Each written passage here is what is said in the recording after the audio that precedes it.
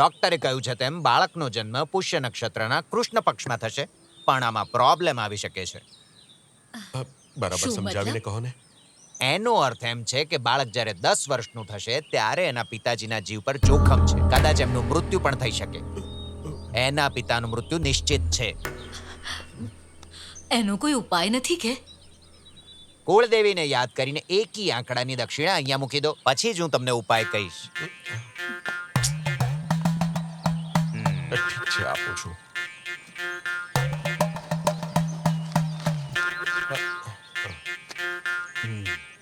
એનો ઉપાય એ છે કે એ નક્ષત્રમાં બાળકનો જન્મ ન થાય. પણ એ કેમ બનશે?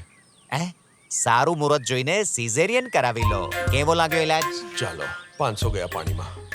જન્મ માટે ભરણી નક્ષત્ર ઉત્તમ છે. અમે જઈએ. જો શાલિની, કહી દઉં છું, તું કહે છે એમ તો નહીં જ થવા દઉં. એ જ્યોતિષની ભવિષ્યવાણી હંમેશા સાચી પડે અરે તારો જ્યોતિષ જાય ચૂલામાં. એક દિવસ ઉપર નીચે થાય એમાં શું વાંધો છે? મગજને તો શાંતિ મળશે. જ્યોતિષ તો દક્ષિણા માટે કઈ અરે પણ પણ બોલે. વાત તો સાંભળો. અરે ઊભા રહો. છોકરું જન્મ્યું નથી, પણ એની કુંડળી બનાવી નક્કી કરી નાખ્યું કે એનો બાપ ક્યારે મરી જશે. એના 10મા જન્મ દિવસે તમને જડબાતોડ જવાબ આપીશ.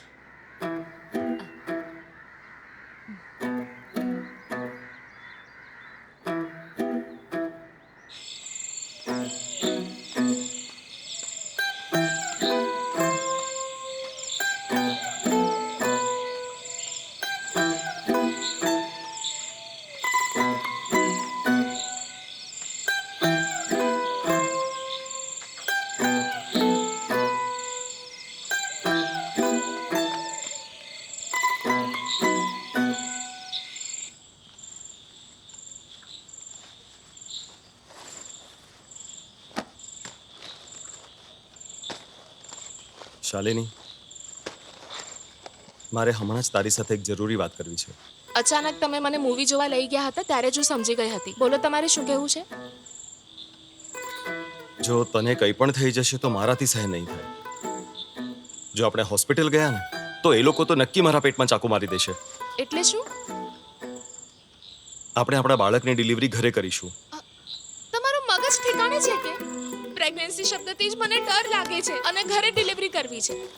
શાલિની, બાળકની ડિલિવરી એક પ્રોસેસ હોય છે, એ જાતે જ થાય છે. આ વાત બરાબર નથી. પુરુષ છો એટલે જ કહી દીધું કે પ્રોસેસ છે.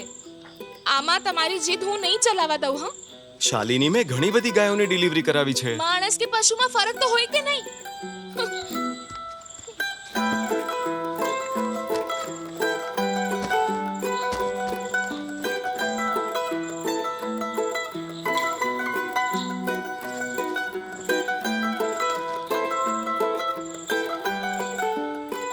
શાલિની, ડિલિવરી કરતા પહેલા આપણે બધી વ્યવસ્થા કરી લઈશું, બધી વસ્તુ હાજર રાખીશું.